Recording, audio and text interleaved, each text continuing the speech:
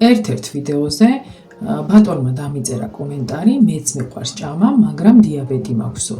და მინდა ამ თემას შევეხო და ბარემ ყველას გასაგონად ვთქვა, ვისაც ეს პრობლემა აქვს.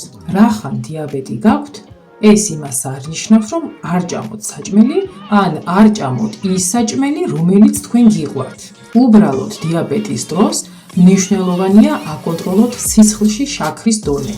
ამისთვის კი საჭიროა დაბალგლიკემიური ინდექსის საკვები. ბევრი ცილა, ბოჭკოვანი და სწორად დაგეგმილი კვება.